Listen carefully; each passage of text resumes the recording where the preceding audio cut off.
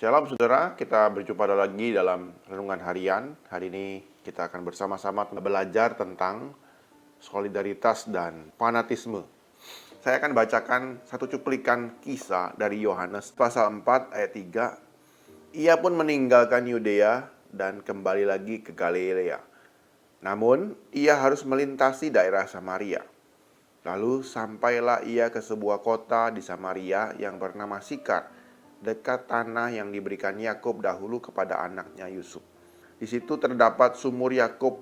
Yesus sangat letih karena perjalanan, sebab itu ia duduk di pinggir sumur itu. Hari itu kira-kira pukul 12. Datanglah seorang perempuan Samaria hendak menimba air. Kata Yesus kepadanya, "Berilah aku minum." Sebab murid-muridnya telah pergi ke kota untuk membeli makanan.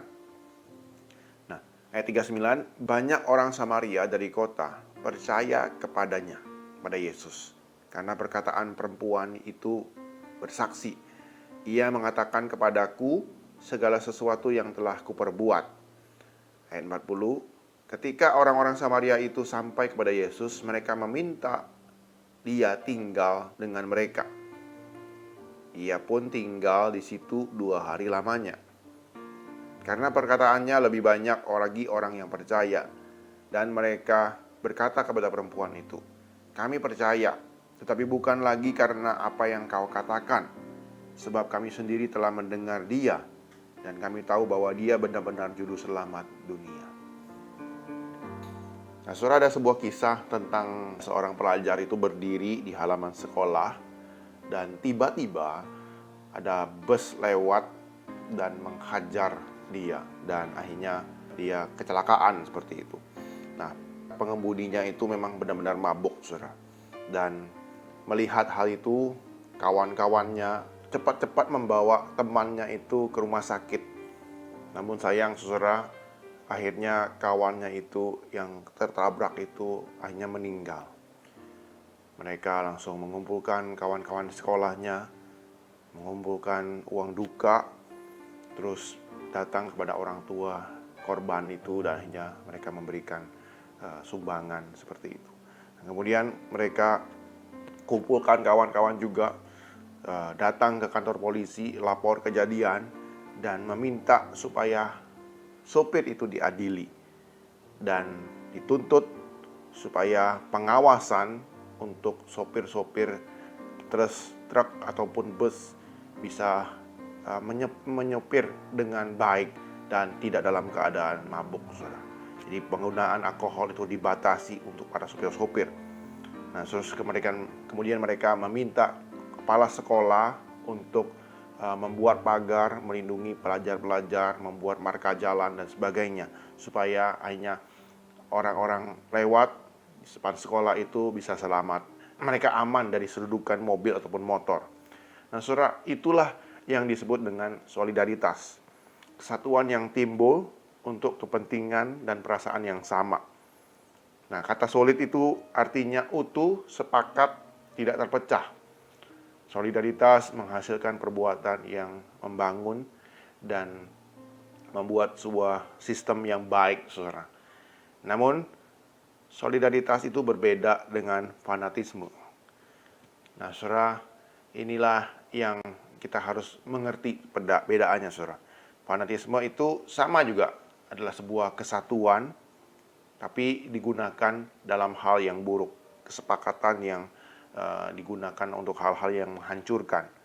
Misalnya, saudara, dalam kisah itu, kisahnya berubah seperti ini.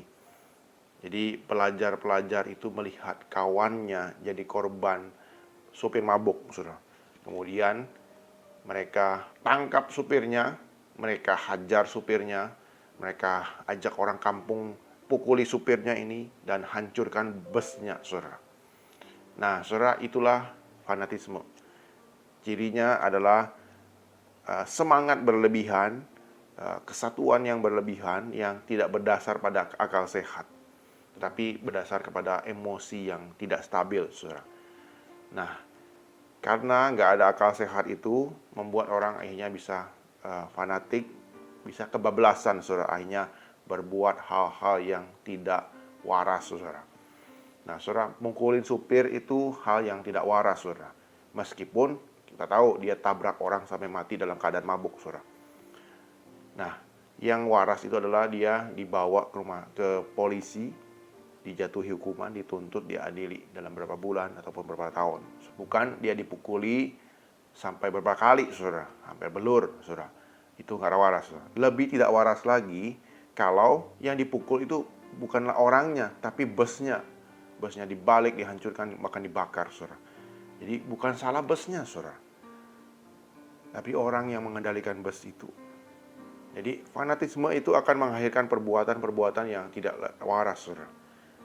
Bahkan lebih tidak waras lagi, mereka akhirnya sepakat bersama-sama pelajar-pelajar itu mencegat setiap bus yang lewat dan menangkap supirnya dan memukuli supirnya.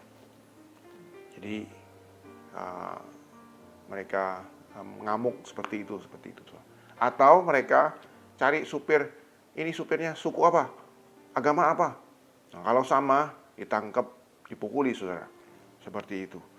Nah, saudara, itulah fanatisme. Jadi mereka memang sepakat utuh, tidak terpecah, sama-sama kayak solid seperti itu, kayak solid, tapi mereka menghancurkan.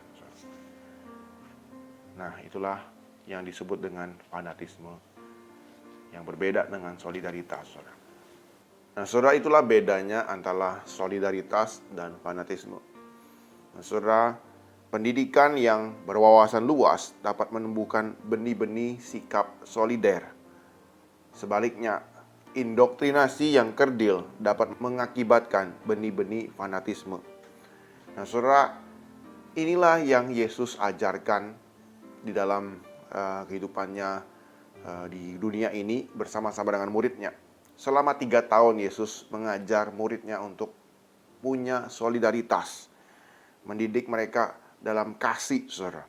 Yesus tidak pernah menabur benih-benih fanatisme. Yang ditaburkan Yesus adalah benih solidaritas. Bahkan benih solidaritas yang ditabur Tuhan Yesus bukanlah solidaritas yang biasa, melainkan solidaritas yang luas dan inklusif.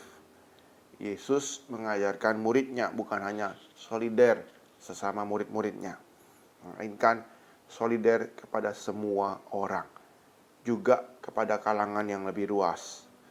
Dan salah satu contoh yang Yesus ajarkan untuk solider adalah mengasihi orang-orang yang bukan di dalam suku mereka, bahkan musuh mereka. Ketika Yesus melayani, Yesus melewati suatu jalan yang disebut jalan daerah Samaria. Nah, seperti yang ditulis dalam Yohanes pasal 4 ayat 1 sampai 42, di situ ada sebuah kisah Yesus berjumpa dengan perempuan Samaria. Jadi Yesus memang sengaja lewat di sana. Harusnya orang-orang Yahudi memutar jalan, tidak melewati jalan Samaria. Tapi Yesus sengaja datang ke sana, melayani satu perempuan yang berdosa, punya suami banyak. Nah, di situ Yesus melayani. Akhirnya Yesus diterima, saudara. Dan Yesus sampai nginep di Samaria. Nah, sini membingungkan orang-orang pada waktu itu. Khususnya murid-muridnya bertanya-tanya, kok Yesus lewat Samaria, bahkan nginep di Samaria, melayani orang-orang di sana. Nah, saudara, Yesus sengaja mengajak murid-muridnya ini untuk singgah dan menginap di rumah orang Samaria. Sampai 2 hari, saudara. Dan Yesus mengajarkan solidaritas kepada orang-orang yang mereka anggap golongan kafir, saudara. Orang-orang yang minoritas dibenci dan disisihkan. Nah, saudara, bayangkan bagaimana perasaan murid-muridnya. Mengapa Yesus mau singgah ke kota Sikar di Samaria itu? Nah, saudara, seumur-umur orang-orang Yahudi tidak pernah melihat orang Yahudi masuk ke rumah orang Samaria, apalagi menginap di sana. Nah, mungkin murid-murid canggung, murid-murid was-was, mereka punya negative thinking, saudara. Negative thinking kepada orang-orang Samaria. Namun di situ Yesus mengajar mereka untuk menyatakan kasih, untuk menyatakan solidaritas, sehingga mereka bisa melihat, mereka bisa menunjukkan kasih kepada orang-orang yang mereka anggap minoritas, kafir, dan mereka benci, saudara, musuh mereka. orang-orang Samaria. Dan di sini Yesus mengajar mereka untuk solid bersama-sama utuh mengasihi orang-orang di setiap suku bangsa. Ini menjadi dasar mereka memberitakan Injil, memberitakan kasih Tuhan kepada suku-suku bangsa yang lain. Ketika Yesus bangkit, Yesus naik ke sorga, mereka diutus untuk memberitakan Injil dari Yerusalem, Samaria, Yudea, sampai ke luar dan suku bangsa yang lain, orang-orang Yunani. Nah, saudara, itulah solidaritas, bukan fanatisme yang Yesus ajarkan. Sehingga kita bisa membedakan mana yang solidaritas, mana yang fanatisme.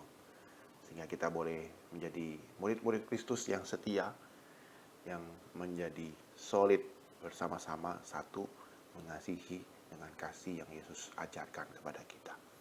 Tuhan Yesus memberkati, Tuhan Yesus memampukan kita untuk mengasihi lebih luas lagi, menjadi orang-orang yang solider, bukan saja kepada agama kita, suku kita, tetapi kepada orang-orang luar yang membutuhkan kasih Tuhan. Amin, mari kita berdoa. Tuhan, kami bersyukur buat kebenaran firman-Mu yang telah kami baca dan renungkan pada hari ini. Bila Tuhan boleh menolong kami melihat kisah dari Yohanes 4 ini, melihat bagaimana Tuhan Yesus solider kepada orang-orang yang di Samaria, mengajar para murid untuk mengasihi juga. Ya Tuhan boleh menolong kami untuk menjadi orang-orang yang solider, bukan hanya kepada suku kami Tuhan, kepada komunitas kami, tapi kepada orang-orang di luar yang lebih luas, suku-suku bangsa yang lain, untuk kami boleh membedakan kasih Tuhan dan Injil Tuhan. Dan kami menjadi saksi Tuhan yang setia, menjadi berkat bagi banyak orang. Terima kasih Tuhan, pakailah kami dan tuntunlah kami. Di dalam nama Tuhan Yesus kami ucap syukur dan berdoa. Amin.